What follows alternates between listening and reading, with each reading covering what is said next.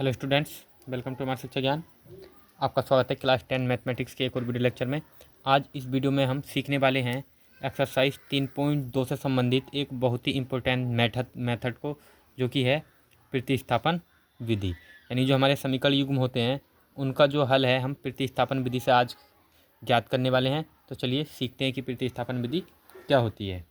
तो जो हमारा एक्सरसाइज 3.2 है उसका पहला क्वेश्चन मैं नोट कर लेता हूँ। तो चलिए, ये जो प्रश्नावली 3.2 है उसमें दिया है कि निम्नलिखित समीकरण युग्म को प्रतिस्थापन विधि से हल कीजिए। और जिसका पहला क्वेश्चन हमें दिया है एक्स प्लस वाई बराबर 14 और एक्स माइनस वाई बराबर 4। और इसी का दूसरा क्वेश्चन है एस माइनस टी बराबर 3 और S upon 3 plus T upon 2 बराबर 6। तो आज इस वीडियो में हम इन दो प्रश्नों को ही सॉल्व करेंगे और सीखेंगे कि प्रतिस्थापन विधि क्या होती है। तो चलिए, मैं पहला क्वेश्चन जो है उसके पार्ट 1 को नोट कर लेता हूँ यहाँ पर।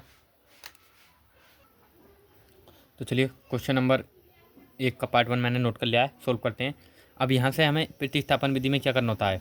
जो प्रतिस्थापन विधि होती है उसमें से किसी भी एक समीकरण से किसी भी एक चर का मान, हमारे पास यहाँ पर दो चर हैं, एक एक्स और एक वाई, दोनों समीकरणों में दो दो चर हैं। तो इन्हीं में से किसी भी एक समीकरण में से किसी भी एक चर का मान निकालेंगे हम और दूसरे में रख देंगे। तो हमने इसको मान लिया समीकरण 1। और ये जो एक्स माइनस वाई बराबर 4 है, इसमें से यहाँ से हम एक चर का मान निकालेंगे, एक्स का मान निकालेंगे। तो ये जो वाई है ये उधर जाएगा प्लस में, ये हो जाएगा एक्स बराबर 4 प्लस वाई। इसको मान लेते हैं समीकरण 2। अब इस समीकरण 2 का मान हम रखेंगे समीकरण 1 में, यानी समीकरण 2 से x का मान समीकरण 1 में रखने पर, तो हम समीकरण 2 से जो x का मान है वो किस में रखेंगे, समीकरण 1 में रखेंगे। तो चलिए रखते हैं। समीकरण 1 को पहले हम नोट कर लेते हैं। हमारे पास x प्लस वाई बराबर 14, ये समीकरण 1 दिया हुआ है। x प्लस वाई बराबर 14, ये समीकरण 1 है।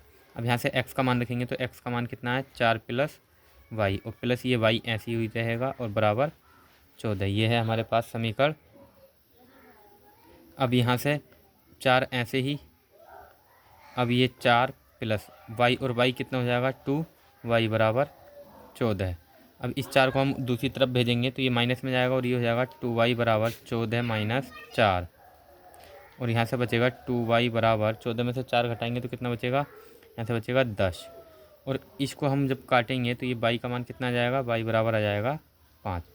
तो इस प्रकार से जो y का मान है वो हमको कितना प्राप्त हुआ, y का मान हमको प्राप्त होता है 5। अब हम ये जो y का मान हमें प्राप्त हुआ है इस मान को हम रखेंगे समीकरण 1 में। और समीकरण 1 हमारे पास क्या है, समीकरण 1 या 2 में किसी में भी रख सकते हैं। तो चलिए समीकरण 2 में हम रख लेते हैं। तो समीकरण 2 हमारे पास है x बराबर 4 प्लस वाई। तो इसमें हम जब समीकरण में रखेंगे मान तो x बराबर 4 प्लस वाई, ये हमारा समीकरण 2 है। अब x वाई का मान जैसे ही हम रखेंगे तो ये हो जाएगा x बराबर 4 प्लस वाई का मान कितना है, 5। और x बराबर कितना हो जाएगा, 4 प्लस 5 बराबर 9। तो इस प्रकार से जो हमारा समीकरण है उसके हल आ गया, हल हो जाएगा 9,5। हल क्या हो गया, 9,5। तो चलिए अब देखते हैं पार्ट 2 को। तो चलिए पहले आप क्वेश्चन 1 का जो पार्ट 1 है उसको नोट कर लीजिए, मैं ये आपको दिखा देता हूँ। अब हम लिखते हैं क्वेश्चन नंबर 1 के पार्ट 2 को। तो चलिए, जो क्वेश्चन नंबर 1 का पार्ट 2 है वो मैंने नोट कर लिया है। पहला समीकरण दिया है हमें s माइनस टी बराबर 3, इसको मान लेते हैं हम समीकरण 1। और यहाँ से हम पहले इस समीकरण को करते हैं हल, इसे हम व्यापक रूप में परिवर्तित करते हैं या फिर जो वास्तविक रूप होता है समीकरण का उसमें हम बदलते हैं। तो इसका एलसीएम लेंगे, एलसीएम यहाँ से कितना आएगा, 6। और जब एलसीएम 6 आएगा तो इस 2 की गुणा हम करेंगे इधर तो ये हो जाएगा 2s, और इस t की गुणा करेंगे इधर 3 में तो ये हो जाएगा 3t बराबर 6। अब यहाँ से इसके बेटे में मानेंगे हम 1 और ये हो जाएगा 2s प्लस 3t बराबर 6 छंग 36। ये हमारा समीकरण 2 हमें प्राप्त हो गया। अब यहाँ से हम s का मान निकाल लेंगे या फिर इसको मान लेते हैं हम समीकरण 2। और समीकरण 1 में से अगर हम s का मान निकालेंगे तो क्या हो जाएगा, यानी s बराबर हमारे पास आएगा 3 प्लस t। ये हमारा समीकरण 1 है। समीकरण 1 से ये मान, अब हम यहाँ पर जो समीकरण 1 से एस का मान है वो हम रख देंगे समीकरण 1 से एस का मान समीकरण 2 में रखने पर। जब हम समीकरण 1 से एस का मान समीकरण 2 में रखेंगे तो ये समीकरण 2 हमारे पास है। पहले समीकरण 2 को नोट कर लेते हैं। 2s + 3t = 36, ये हमारा समीकरण 2 है। ऐसे ही s का मान रखेंगे तो कितना है, s का मान है 3 + t बराबर प्लस का ये 3 t ऐसे ही और बराबर 36।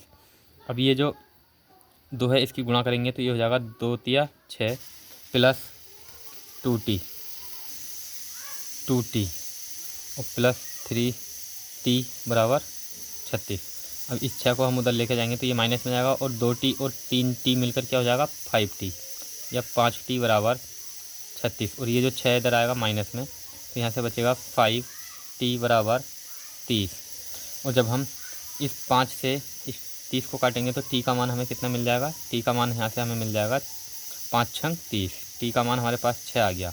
अब इस t के मान को हम रख देंगे समीकरण 2 में या फिर 1 में। तो चलिए समीकरण 1 में हम जो है इस मान को रख देते हैं। समीकरण 1 है हमारे पास s = 3 + t, ये समीकरण 1 है। यानी t का मान समीकरण 1 में हम रख रहे हैं। समीकरण 1 में रखने पर तो यहाँ से s बराबर हो जाएगा 3 + t का मान कितना आया 6। तो इस प्रकार जो s बराबर आएगा वो आ जाएगा 3 + 6 = 9। और ये जो हमारा पार्ट सेकंड था इसका हल होगा, हल क्या होगा, यहाँ पर s जो है वो x अक्ष है तो यहाँ पर ये 9 कोमा और t कितना है, t y अक्ष का काम कर रहा है यहाँ पर, तो y ये 6, पहला x अक्ष होता है और दूसरा y अक्ष, तो इसका हल हो गया 9,6। तो चलिए हमने जो क्वेश्चन नंबर 1 के पार्ट फर्स्ट और सेकंड थे उनको पूरी तरह सोल्व कर लिया है। और मुझे उम्मीद है कि प्रतिस्थापन विधि इन दोनों क्वेश्चनों के माध्यम से आपको बहुत ही अच्छी तरह समझ में आ चुकी होगी। और यदि आपको वीडियो अच्छा लगा हो तो प्लीज़ लाइक, शेयर और सब्सक्राइब करना ना भूलें। Thanks for watching.